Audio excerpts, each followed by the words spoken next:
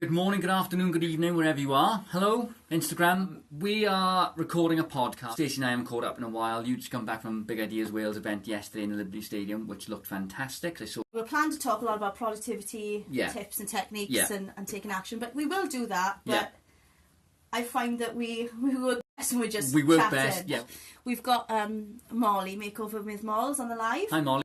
And Molly is an inspiration. She's a young entrepreneur. Brilliant. Met her through Big Ideas Wales. And actually, I've just booked in for an appointment because she's actually going to sort my nails out. Can you do mine as well, Molly? Talking about a little bit about sort of imposter syndrome yesterday, and funny enough, me and you were just talking about that now. Yeah. Molly's really busy now. She's booked up till, I think it was May, Mols, and she's just doing what she loves. People are always asking her what you've got next, and some have to be this huge thing. No. All three of us on the panel, it's not easy to get up and get out of your comfort zone, and my friend Mark has joined. Oh, right. Hi, Mark. And I know Mark from a past life as a blue coat for Pontins. Oh, brilliant. It's comfort zone. It's good. It's fortunate, or we may not have been fortunate when we started our businesses a million years ago. But the support was there, but it's knowing that it's there. So having sort of people then to sort of direct you in the right way, where you want to go, as Wales and Big Ideas Wales and things like that, and having people around you. It's building your own network. I moved to London, and when I came back to Wales, I knew nobody. You know, I didn't have, my friends were all dotted across the country. One of my best friends now lives in Liverpool. I didn't really have a network, so I had to start from scratch. Before I contacted Melanie Walters from Practical Pilates and said, you know, can you come and teach Pilates at my studio if I get the studio? Sometimes you have to start before you're ready. It's like anything, isn't it? You know, people have a wish and a drive and what they want to achieve, but they never take action to do it. And you think, well, when will I be ready? Creating a schedule to kind of build your resilience and carve in recovery time, which for me was inspired by a session I went with Nick Elston. I think it was last week. Public speaker on mental health and resilience and anxiety, and the reasons why we get anxious if we don't put this time in. It's all well and good being really driven and wanting the goal, but you've got to schedule a time and plan. Yes, because people procrastinate like hell. You know, I'm one of those as well. And how productive are you when you aren't on social media? Because it's so easy these days, being on social media or send a quick tweet or quick flicks through Instagram. 25 minutes later, you're still looking up blinking cats playing piano or something. You've done a rabbit hole. Yeah, exactly. And it's like, right, okay, what could you do in those 25 minutes that will push or move the needle in a positive way? You do a podcast from Beatrice Cooley and this woman, this amazing woman, and she plans her day, plans her week, plans her month. On Monday, I'm doing this, you know, going to an interview, podcast, I go to the gym, and she gets up at 5:30 every morning, goes to the gym, and then she does this and that, and she knows exactly what she's doing. Things come up, you know, kids and whatever else, but you've got to have some sort of structure. Especially when you haven't got a boss, because you are the boss. And well, Jim Rohn always says, you know, either you run the day or the day runs you. Absolutely. Morning routine. And it starts with, you've got to get up and win the day, or win the morning to win the day. But talking about morning routines, do you have one? I do, actually. I get up a lot earlier than I need to, because I like to, you know, calm myself. I put the news on, which is probably not really good. But I have my phone and my laptop out and have a little play around and have if I have breakfast and if I head to the gym, if I have got a client at 6 in the morning. Yeah, you're up really early, aren't you? Really early. I'm at 4:30 in the morning generally. And I'm in here at 6, sometimes or in the gym. But then I have, I think, right, okay, it's hard getting up in the morning. It's not so bad when it's light. But in the dark, you know, December and it's bloody cold and stuff. It's really hard. But you've got to drag yourself because people are waiting for me. I sort of I don't write things down like a journal, which I should. Hey, look, you know, when you think, oh, I really can't be arsed this morning. I could really just turn over, press snooze, and once you press snooze, you're game over. Game over. Yeah. I think, right, look, I've got everything I'm going for here. I've got, you know, a good business. I've got a family. I've got a lovely boy. I've got a lovely wife. You know, and I got a lovely house. And I think, right, so I'm great. I do a gratitude journal. Brilliant. I'm a big believer in. You know, you give out, not to receive, but what you give, you get. All our bad, dark days, we all do. I'm back to my ideal day, right? Because one of the books I read was The Miracle Morning, right, by Hal Elrod. Now, this book, because he realised that was the only time he could carve out I'm really not a morning person, right? So, okay, I am. But my family were messaging me today and going, oh, look, Stacey's up early. And I'm always up early. I'm just doing things and you don't know. I get times where the miracle morning is really important to me. Mm-hmm. But I also like to design my ideal day. And when I had the 9 to 5, one of the things I craved for was like 11 o'clock start to my working day. Great. So some days I decide that it's 11 o'clock start, and some days I decide that it's a miracle morning type of day. Now, the miracle morning is all about you. It's not about getting up and answering emails and trying to get ahead of the game. It is literally about working on you and your mindset. Yeah. So there's a thing called the savers, which is all about silence, visualization. But the one thing that they make sure you put in is exercise. Right. So what I wanted to ask you is best exercise to do short bursts of in the morning. Like, well, you know, sometimes if you get up and you're tired, it's just, if you've got space in your house or without waking anyone up, 10 press-ups, 10 crunches, just something to like get the that. heart 10 rate to just going, get the heart rate going, then jump in a shower. They always say earn your shower. Yeah. And some people who aren't morning people, they exercise in the morning before the brain still catches up. You instantly feel better. I know, it's like, oh my God, only 10 you press-ups. have to do it before your brain realises. Yeah, exactly. So, Get up. If you're with a partner and they're still sleeping, get up, go downstairs or in the other room. 10 push-ups, 10 crunches, 10 jumping jacks, 10 squats, something like that. Literally a minute, and then jump in the shower, and you think, oh wow, I feel pumped.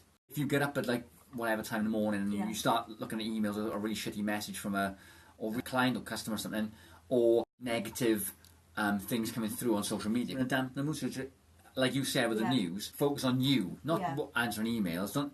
I know some successful entrepreneurs do not answer emails till certain times, till 10 a.m. I've gone through proactive and reactive strategies with that, morning, afternoon, days, whatever. One of the people that is in my network is called Corey Cook, and she was kind of getting you to schedule like proactive time working on you in the morning. Yeah. But then I met with Corey Cook and I let my life story how I could manage all the projects I had, and it just turned out that I just needed to have proactive days, proactive weeks, reactive weeks. Yeah. So it's what works for you. Productivity works for everyone. I mean, Molly's listening. She's saying she's actually had the morning to herself. How amazing! First client at 10:30. What have you done with your morning, Mols? Because the thing is, as well, it's all well and good saying getting up and getting early.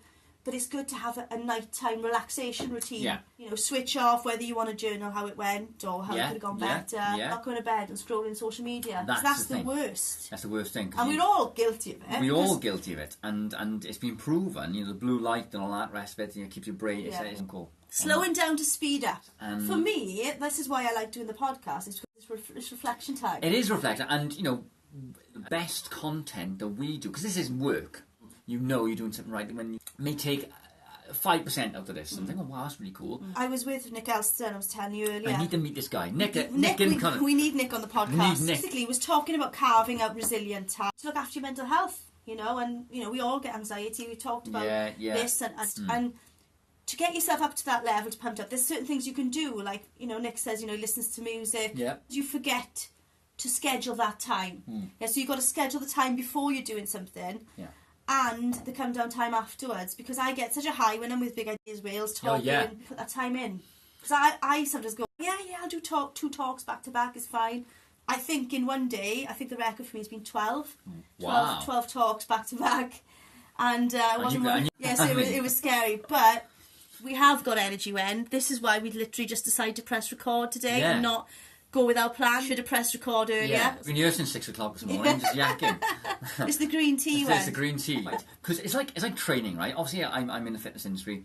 If you train 7 days a week, you haven't got any time to recover. Even though I'm not motivated by sport and fitness in the same way you are. Easy, you can go on social media, you can go on everything. Yeah. And it's a distraction from being in the real world of him. That he says, on weekends, my phone goes off. If people ring me, they can wait till Monday. Yeah. Because family time, and I'm like, wow. There's a woman on Facebook that I follow. She's like a fitness trainer. And she's really real. She's a mum of 3 kids and all the rest. And she's like, I have stretch marks and all the rest, right?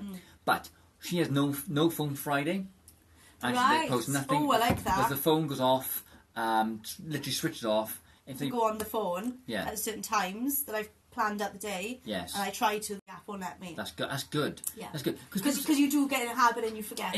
I think, I read something the other day, people use their phone, or pick up their phone, I think on average 77 times a day. I noticed somebody, was in a coffee shop the other day, and I noticed somebody literally pick up their phone 5 times in a matter of minutes while they're in the queue. Yeah. Pick up a coffee. And I do it. Had all that not living in the moment times up. Yeah, but you're really. not. You're just distracted. But exactly, and on the note of anxiety, social media. I have a love-hate relationship with social media. Yeah. Okay, I need it for business, and I like it to get in contact with people and see what's going on. But also, it causes anxiety. Even again, studies have shown that because oh my God, look at him, look at her. The perception of these people who doing things. Man, this girl, young girl, Instagram model. Okay, in inverted commas, and she snapshot was. She said, oh yeah, lovely sunny, and she stopped filming. She was the most depressed person. She was suicidal. Yeah. You know, it's all, thankfully, but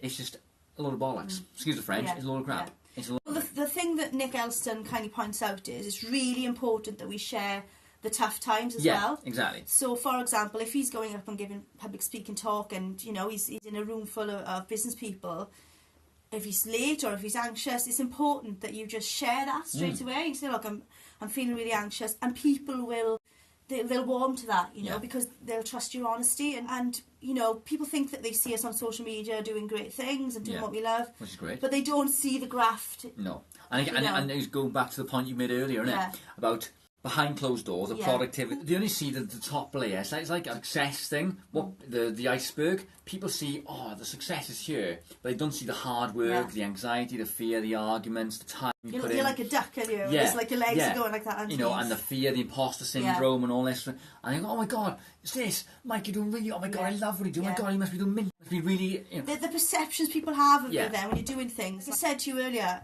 I only shared, like, I've been in business now for 15 years. I had to share that I had 5 businesses, and something simple like that. If I'm in a taxi with somebody and they ask what you do, you don't want to say things. You know, they'll assume, oh, she must be this, she must be that. They have perceptions of you. Spot on. And so you kind of downplay things, having different conversations. Just the normal things that you're doing. Exactly. And you do play down that. And why do we do that? That's what makes the imposter syndrome worse. I do that as well. You should be proud of what you're doing. I know. And you've got to work hard at that. It comes back to what Wendy was saying about self-belief. If we don't have that self-awareness and that self-belief, it all starts with you. Yes.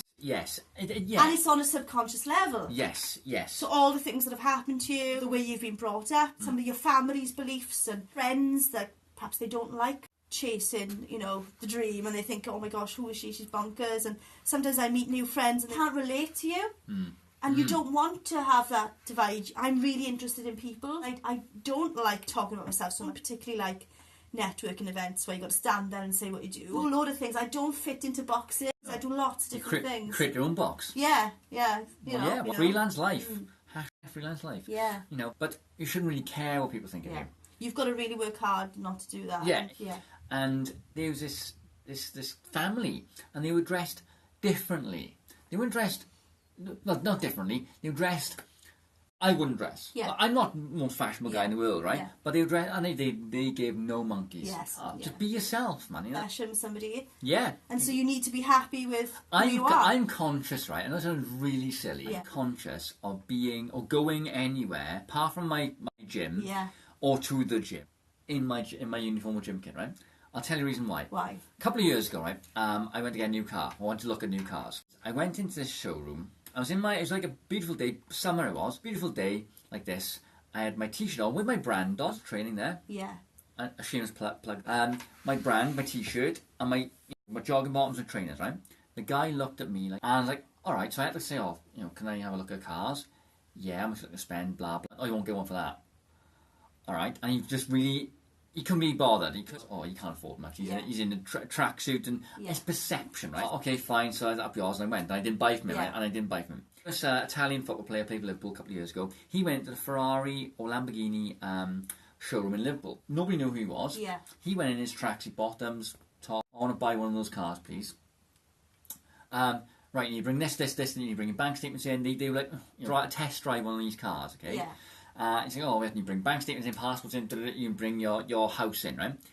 And it's like, because he looked, because he wanted a suit, his bottoms and hoodie, whatever, right? Just being himself. Being himself. I speak to the manager, and like, oh, well, okay, whatever. And they said, oh, bring the stuff in. So he went away, brought his bank statements, and you can imagine.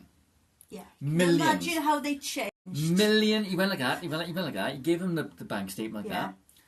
And he saw like millions of pounds. And he went, oh, I'm going to go buy from over next door, so everybody else can go in. But you know what he didn't do? He didn't go, do you know who I am? No, exactly. So he was humble, exactly. He was, a good person. But, and we've all done it, right? But Yeah. it's like very conscious of how I look in my uniform or gym kit, unless I'm going to the gym. If I go shopping later. But then again, that you'd need to really work on your subconscious to change that. Absolutely. Because, it would actually benefit you to go out in your gym clothes because you got your brand on. Well, exactly. Your logo on. It's silly. Well, you may think people. All right, I had a couple of bad experiences like that, but people who look at you, like what? Because obviously, having danced on a bar years ago, people thought I was a bimbo. They didn't think I was doing anything. When I was going home, I was actually working on my business plans, researching. Yep. Sometimes dressed in a suit. I got a pension for like power. What do you call it? Shoulder pads. Power pads, yeah. In the 80s. But, so I've had that side of it, and then I've had this sort of serious side of it where I was saying yesterday when we were on an all-female panel, which was really cool, and we were talking about experiences we've had in a male-dominant environment. So then, you come as a dancer or a choreographer background, and then you're in property, and you're the older generation of men that have got a typical view of things, and perception and judgment comes, and you've got to work really hard then to show your value and prove them wrong, and sometimes that gives you the drive. How many people have told you you're not that for starting your own business? Maybe everyone. Or probably everyone. Yeah, so why you should get a normal job, 9 to 5 or whatever, and that's cool, nothing wrong with that, but there's something inside you. It's bigger than you. It's bigger than you. And so you can't... you don't fit into a box as such, So you make your own box. Of connecting people. And all these little things, the hybrids I started, were all about connecting people. Whether that was a co-working space or a female entrepreneurs or dancers and creatives.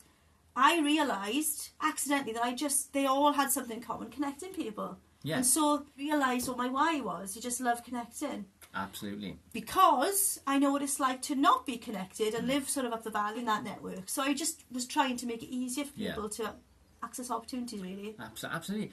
We talked about this before. You inspired me to start my business properly and stuff like that. And we talked. You never know who you're inspiring. I saw a guy yesterday in the gym. And he was talking about this thing on Netflix called Losers, right? Right. And you always remember the winners, the top people who win the PGA and win the World Cup, whatever. And there's this French golfer a few years back who won the Masters. No, he didn't win the Masters. He was in the lead, unknown guy in the lead, right? And he messed it right up. He's 4 shots ahead. I know nothing about golf, but he's 4 shots ahead. I don't know what that means. But he's 4 shots ahead, and he came 3rd or 4th, right? And I was like, oh, you messed it up, da-da-da-da, So he went back to France and all that. This documentary. Apparently I haven't seen it. Yeah. And he said, oh, so how do you feel? I said, well, look, I messed up or whatever, I'm gutted I didn't win, but, And what he found out afterwards, right, was that he may think that, he hasn't inspired anyone, but he inspired, I think, 200 or 300 schools in France. He inspired, as you said, you don't know who you're inspiring. A person that I met yesterday that I'd really like to get on the podcast called Josh. Again, I don't normally get inspired by sports stuff. Yeah. I need to introduce you to Josh because, he was talking about his story. I think it was something like cystic fibrosis.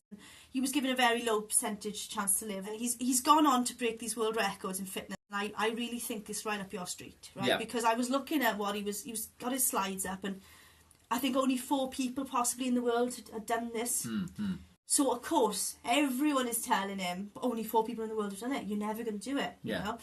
And he smashed that record, and it was something like, weightlifting, 24 hours, swimming, running 6 marathons, all sorts of challenges in one block without rest. Yeah. And it was a point where his legs gave away and his trainers were literally carrying him around because obviously they've done their risk assessments and everything and they've worked out, he wants them to keep him going. Yeah. And he nails these challenges and he's all talking about just having an idea, and this was his idea, and so many people were telling him it can't be done. Only 4 people in the world have done it. So he smashed that. He's gone on to do another one. Wow. And I've asked him about something he's got coming up, which every year he tries to do more, and I have to show you the challenges he's doing. And now he's a world record breaker, and that was his why, that was his big idea, and that's what he wants to do. And he had to learn not to let everyone, starting a business, say, for example, or doing something, you haven't got only 4 people in the world that have done it. No. Right? You have got other people who've done it. You can find role models, you can read books about people who've done it. But something like that, he's going to have even more people saying it could never be done. Blinking heck, So he's used that as a driving force, because he said, if someone tells me it can't be done, I thrive on getting it done. Great. And that's that's great. the driver there for him. And that's, people say, it's passion, that. Sometimes you might not actually know where that's coming from. No, it might be something subconscious that you might want to prove a point to somebody, or, but just use it regardless. That's the drive, isn't it? That's like, I'm going to prove a point to him or her. Why the hell? Right, we've all been there, and I wouldn't wish it on anyone. Some is worse than others. Some worse than others, yes, absolutely. But other people who need to be around. Comfortable that they're not doing what they want to do. It might not be the same thing or look the same thing as you. No. But they feel stuck in their 9 to 5 or whatever it is, or their career or their weight, whatever it is, they feel stuck. Yeah. And they sort of project that and it's the fears onto you. Exactly. And you've got to sort of block that. Because there's fear of failure, obviously, and there's fear of success as well. Yeah. People say, what if it doesn't work? What if it doesn't work? Wendy asked me the other day, are you afraid of success? And it's a difficult one, isn't it? Because you get so far, the judgment comes, and it's like, do you really want to break through that level of judgment? Because you've got to put yourself out there more, constantly getting yourself out of your comfort zone. In time to get there, it's like you carry on doing, and your brain doesn't catch up with you. It's like you still feel like you're that person. Yeah, absolutely. And what gets me, right? And you don't want to be 80 years old or 100 years old or whatever and think, I wish I'd done. If it didn't bloody work, don't worry about it. Move on and try. You don't want to be heading for your grave, No. One of the things that drove me, as I've always said to you, is having a death phobia. I wanted to be somebody before I died. I didn't want to, for some reason, I just wanted to do something. At first I thought that looked like dancing and being on stage. I used to hang out in my bedroom with my curtains. I used to pretend that was my stage. Because at that time, that's all I ever knew. Choreography, and I didn't have the academic side or the skills to be of any other value, I thought. But along the way, chasing that dream and building that path, I've gained other skills and a huge amount of different skills across like property development and entrepreneurship and growth. And now my brain is like, well, you just, this dancer from Cwmllynfell, you know. Where are you from? Cwmllynfell. I was going to say Cwmtorch, but it's Upper Cwmtorch, so I've got to say Cwmllynfell. I still don't know what that is. It's great. It's a lovely life living at the bottom of the Black Mountains, but not much going on. And it could have just been so easy to stay in my comfort zone there and just do what everyone else was doing. He's from Aberystwyth. Right. Lovely. Aberystwyth is a beautiful place. Great. Have you been to Aberystwyth? I love Aberystwyth. Lovely. Yeah. Small place, great university, great. Been there a couple of times. My partner went to Aberystwyth Uni. And great. Saying, so what did I do there, Stacey? Drink. And I go, yeah. Was it IT? I don't know. So we'll get onto that subject. Yeah. But it's a little bit. But the job here and all that stuff. So he moved down here. Right. And he got criticised by his friends. Oh, look at you now, bored with the MB personal training business. And people criticise him still. Yes. I mean, 3 years on now, 2 years on since he's been with the company. But they're still doing what they always do back. But then, because he's made the shift, you made the shift from Upper Cwmtorch. Still, first they'll say why you're doing it, and then they'll ask you how. My government and departments, some of the time, 15 years ago, I was kind of knocking on doors saying, I can do this for you in the creative industry. Yeah. And it was like hitting dead ends. Oh, perhaps go and start a dance class down there. And now it's like, well, how did you do it? Now they want you to share the story. I've gone on to do fantastic ventures like with Welsh Government and Ideas Wales. Brilliant. I just wish I knew about those opportunities when I was starting out. Absolutely. But, everything happens for a reason. Yeah. I'm a big believer in that. But you've got to create your own opportunity. Yeah. But then what's gone into the subconscious along the way? Can I tell you a funny story? Please. I'm sure Wendy won't mind me sharing this. I was working with Wendy, right, because I didn't feel that I could communicate my message clear enough, right? Yeah. She took me right back in an exercise to when I was in primary school. Right. I just moved schools, so I went from Gurnus to Ystrad Owen School. So I went from an English school to a Welsh school. Oh, wow. And I stood on a radiator to get to see a picture of the school pupils, and I jammed my knee in the radiator, okay? Oh, right. Now, first of all, I was the new girl. I was a little bit bullied there because I was the new girl and I didn't really want to speak Welsh. That's another story. Right. I do speak Welsh, but I didn't want to at the time. And the teachers didn't believe that my knee was stuck. Oh, God. They thought I was this attention-seeking child. They come on, Stacey, you know, we're going to have to get the fire brigade out. We're going to have to get butter. They were just like, stop messing about. And I stood on this radiator stuck for a while, right? God. And I didn't realise how damaging that experience was in my mind, because it's a funny experience. I'm a child. Wendy took me back to that experience, and the fact that I wasn't believed, I wasn't heard, I wasn't understood. And so deep subconsciously, that childhood memory has taken forward with when you're speaking or when you're communicating, you may not feel heard or understood just because of that tiny experience, right? Wow. Now, I laugh at it, and we laugh at the fact that I went there, but imagine all those tiny experiences you had where somebody said something, or, you know, relationship you had where they wanted to kind of hold you back. All the little things built up. Imagine kind of all the things that your brain has got going on. Because the more you told something, the more you sort of believe it, isn't it? Whereas if you've been told you're crap at something, you believe you're crap. Which all of us have at some point in our life. Yeah, you know? God, yeah. You know, I was told in drama school I couldn't, I'm not a good enough dancer to be in Les Miserables. They don't dance. Well, I could tell you some stories for auditions, I tell you. Oh, yeah, you know, and that's a podcast. I told my friend I wanted to audition for The Lion King. She was like, don't go there, Sissy. You're not going to get in The Lion King. Yeah, it's just, you know, we do these things, don't we? Yeah, of course. Again, sometimes chasing your vision, going the wrong route can get you in trouble. Of course it can. You've got to try and fail. But then you know? I did tell him. I said, "Oh, you watch me," and I You managed to say I managed to. I didn't get to Les Miserables. I sang on a stage and that, but that's another story. It's different life. But college, gone from business to hang around with positive network of people. If you keep saying you're an average of the 5 people you hang around with, and you know, look up to people who have done it. Yeah. Like I looked up to you because you've done it. You've opened a dance studio. Not that I want to open a dance studio, but.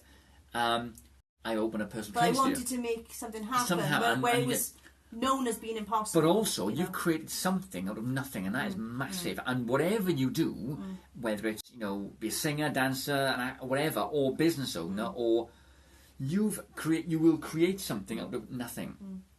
And then also, you've got to write down your goals and keep your actions aligned to them as well, because it'll be changed. Yeah, you know what I'm saying? I mean, I'll give you an example. I keep going back to this event I was with Nick Elston, and very quickly, you know, we were asked to top our best life, our best day, Great. Yeah. right? And I'm going, what am I going to say? And we had a few minutes, and everyone else was talking about, you know, this big vision, and they wanted to be living here on the beach and doing this and that. Now, my mind, that's the life I wanted. I would be creating a vision and trying to execute that, Absolutely. even if it was a little things at a time. So I was really stuck, and I was just sort of saying, well, I'm constantly trying to align my life with the life I want, so I'm constantly assessing it. So I'm really happy having the flexibility to be here with Doers today. I was really happy to meet this guy called Ed, who's a property developer, and we went for coffee and we had cake, and I knew that the next day I was going coastal foraging with Craig Evans, and that when I got home in the evening I was going to have a G&T with partner Kev. And sometimes the big stuff is not. The day kind of taught me that I'm kind of living my best life already, and as cheesy as it sounds, there's nothing much I could do about that, you know. It's like you're happy in your armours and stuff. I used to want that, yes, you know. I used that as a driver to start a business. I probably wanted to be a millionaire, but social purpose just changed everything. I started to have people coming in different communities, different charities, and it kind of pulled on my heartstrings. You know, I'd see people that couldn't do things and felt that they couldn't do things, and help them and see the change in them. And I kind of know somewhere balance between, yes, some of the ventures that I do are monetized, want to make money from them, of course, but it's okay to have ventures, the social ventures that you don't want to monetize. Yes. you know, and I'm learning the balance of that. Yes. You don't have to make money about everything that you want to do. No. Doing it with purpose and doing it with passion. Yeah. That is key, because again, like these podcasts, you know, they're for purpose. They're for purpose, not for money, because we don't get paid for these. Yeah. But if somebody looks at this or listens to this now and say, wow, like some of your clients have. Yes, they have. And again, you know, whatever. They've wanted to take action. Yeah. You know, that is just the starting point. We keep going back to it. Is that person might not know how yet, but it's decided. Of course. But if there's something burning in you that's you strive, you want more. You have to work on it. Even if it takes you 10 years, you have to work on it. Best to try and fail and not try at all. That's it for another exciting episode of Live Your Vision, because we are living our vision. We are doing it. We are doing Twitter and all the rest of it. But if you have a question, comment below, send us a direct message on Instagram or Facebook or whatever. And if you want us to cover, and if you are inspired by our ramblings and rants and our experiences, leave us a review. Yeah. Leave us a comment. To do a list now of our best guests that we want. Pens at the ready. And Nick and Josh, you are on the list. Okay? We're coming for you. We are so coming for you. Yeah. Thank you for listening, everyone. Thanks, guys. Have a great day. Speak to you